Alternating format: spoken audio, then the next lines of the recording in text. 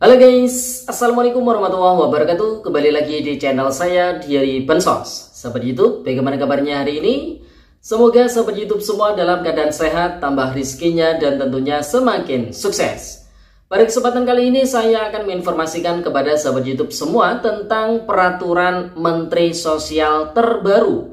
KPMPKH, BPNT, KIS PBI bisa di-stop bantuannya jika termasuk salah satu dari 15 kriteria ini.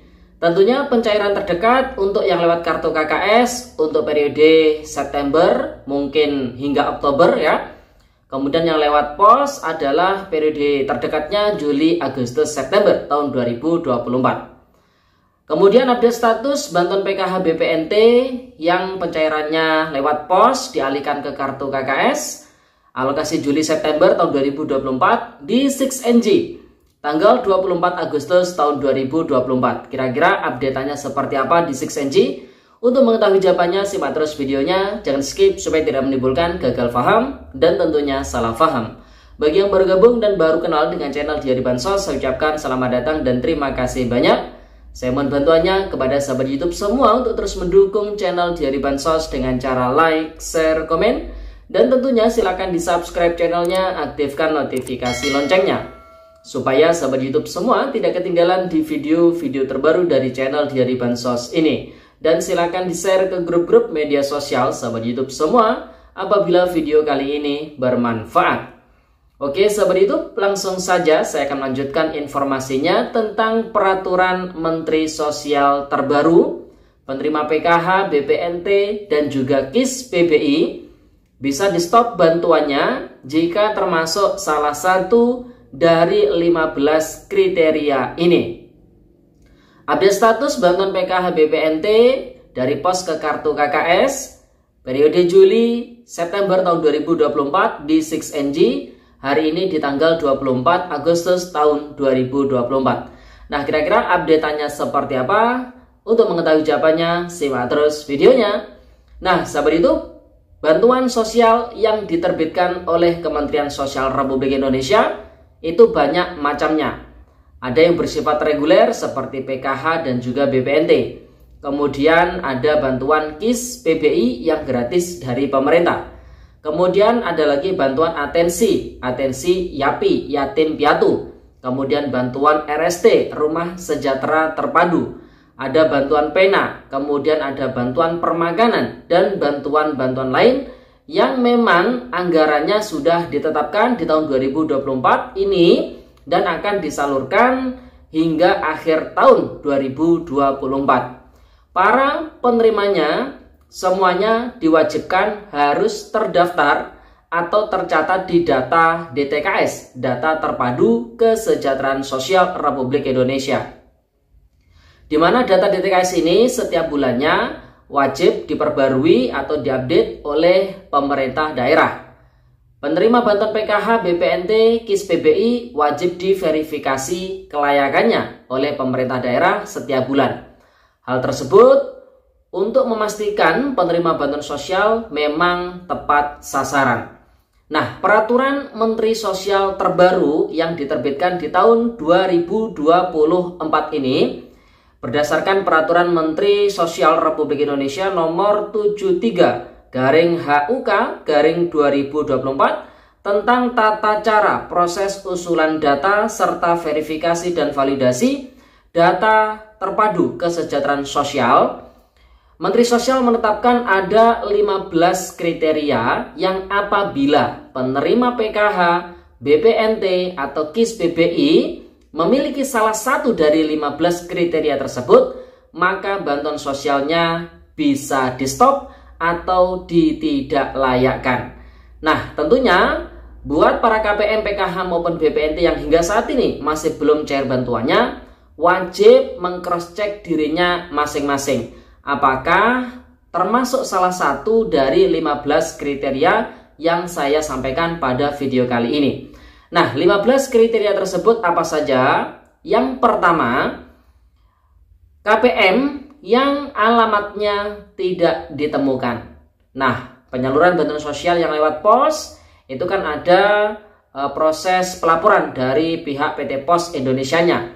Ketika bantuan sosial itu tidak diambil dan dilaporkan alamatnya itu tidak ditemukan, maka KPM tersebut di periode pencairan berikutnya tidak akan cair lagi bantuannya karena memang sudah tidak ditemukan dan dianggap tidak layak.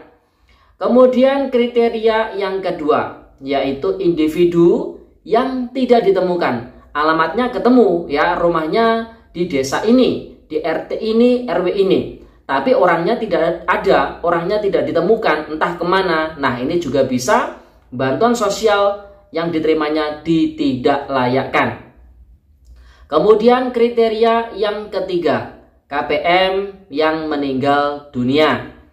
Kecuali telah dilakukan pergantian pengurus dalam satu KK-nya. Jadi apabila ada KPM meninggal, tapi di dalam KK si KPM yang meninggal tersebut ada anggota keluarga lain yang sudah dewasa, usianya lebih dari 17 tahun, maka bisa digantikan pengurus ya, seperti itu. Tapi kalau hingga kematiannya itu tercatat di data Dukcapil dan tidak dilakukan pergantian pengurus, maka bantuannya wassalam, di stop ya, seperti itu, atau ditidaklayakkan karena status meninggal itu tadi. Kemudian yang keempat, kriteria yang keempat, memiliki pekerjaan sebagai ASN, TNI atau polisi. Nah, ini bisa dicek di KTP atau di KK sahabat YouTube semua, apakah pekerjaannya termasuk sebagai ASN, TNI atau Polri. Nah, kalau misalkan tercatat seperti itu, nah ini bisa ditidaklayakkan ya bantuan sosialnya, baik PKH, BPNT maupun KIS PBI. Kemudian kriteria yang kelima yaitu anggota keluarga yang sekaka dengan ASN, TNI dan juga Polri. Jadi bukan hanya pekerjaannya ASN, TNI ataupun Polri, bahkan yang sekaka pun dengan ASN, TNI dan juga Polri itu ditidaklayakkan bantuan sosialnya. Kemudian yang keenam yaitu sudah mampu ya, KPM yang sudah mampu dan atau tidak memenuhi kriteria sesuai dengan pedoman umum setiap program bantuan yang didapatkan. Ini juga bakalan di stop bantuannya. Jadi yang sudah dianggap mampu, sejahtera, tidak layak, nah ini di stop ya bantuan sosialnya. Kemudian kriteria yang ketujuh termasuk pensiunan dari ASN, TNI atau Polri ya. Jadi pensiunan pun itu tidak dapat mendapatkan bantuan sosial baik PKH, BPNT maupun KIS PBI. Kemudian yang kedelapan, memiliki pekerjaan sebagai guru tersertifikasi. Jadi guru meskipun bukan PNS tapi kalau sudah statusnya tersertifikasi, ini juga di stop bantuannya. Kemudian yang kesembilan, memiliki penghasilan rutin yang berasal dari APBN atau APBD. Pekerjaan apapun kalau sumber gajinya itu dari APBN ataupun APBD, itu bakalan di stop bantuannya dan itu bisa terdeteksi mudah sekali bagi pemerintah pusat ya, seperti itu. Kemudian yang ke-10, menolak menerima program bantuan sosial dan juga bantuan KIS PBI. Jadi kalau sudah diberikan tapi ditolak bantuannya, maka itu bantuannya ditidaklayakkan atau di stop ya, seperti itu. Kemudian yang ke-11, penghasilan di atas upah minimum provinsi atau upah minimum kabupaten kota. Jadi bekerja kemudian upahnya sudah di atas UMP ataupun UMK, nah itu bakalan di stop bantuannya, apalagi sudah terdaftar di BPJS Ketenagakerjaan. Jadi ini sangat mudah untuk dideteksi ya, seperti itu. Kemudian yang ke-12, terdaftar sebagai pengurus atau pemilik perusahaan. Nah, baik itu sah pemiliknya atau hanya namanya itu dipinjam sebagai syarat untuk mendirikan usaha. Nah, ini juga bakalan di stop bantuannya ya, seperti itu, karena memang tidak diperbolehkan. Kemudian kriteria yang ke-13, terdaftar sebagai tenaga kesehatan. Ini juga tidak diperbolehkan mendapatkan bantuan sosial. Kemudian kriteria yang ke-14, berstatus aktif sebagai perangkat desa. Nah, ini juga bisa dicek ya di KTP-nya atau di KK-nya atau di database desa. Nah, apabila memang tercatat sebagai perangkat desa, maka bantuan sosialnya yang diterima BPKH, BPNT maupun KIS BBI itu bakalan dinonaktifkan. Dan kriteria yang terakhir apabila penerima PKH BPNT memilikinya, ini bakalan di stop bantuannya. Kriteria tersebut apa? Yang terakhir sudah menerima bantuan sosial selain dari Kementerian Sosial Republik Indonesia. Jadi memang ada bantuan-bantuan tertentu yang tidak diperbolehkan diterima oleh KPMPKH, BPNT maupun penerima KIS BBI. Bantuan tersebut salah satunya adalah BLT Dana Desa. Nah, penerima BLT Dana Desa ini memang tidak diperbolehkan mendapatkan bantuan PKH maupun BPNT ya, seperti itu. Nah, jadi itu 15 kriteria berdasarkan peraturan dari Menteri Sosial terbaru di tahun 2024 ini, yang apabila penerima PKH, BPNT maupun KIS BBI memiliki salah satu dari 15 kriteria tersebut, bantuan sosialnya bakalan di stop atau ditidaklayakkan. Jadi bisa dipahami ya, seperti itu.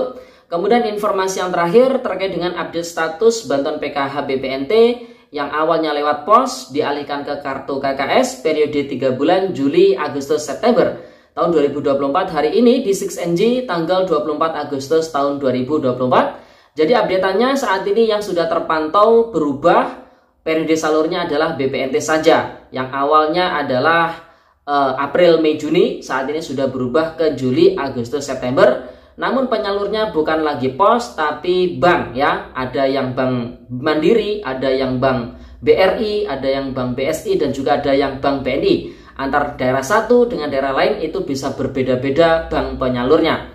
Dan statusnya saat ini masih proses burkol. Jadi pihak bank prosesnya masih pembuatan buku rekening kolektif dan proses pendistribusian kartu KKS ATM merah putih yang baru tersebut. Jadi untuk keterangan SP2D-nya masih strip atau masih kosong, artinya bantuannya memang masih belum dicairkan. Sedangkan untuk bantuan PKH di 6NG terpantau masih belum ada pergerakan perubahan periode salur dari April, Mei, Juni ke Juli, Agustus, September. Insya Allah kedepannya untuk KPM yang pencairannya lewat pos ini bakalan beralih ke kartu KKS secara bertahap ya, seperti itu.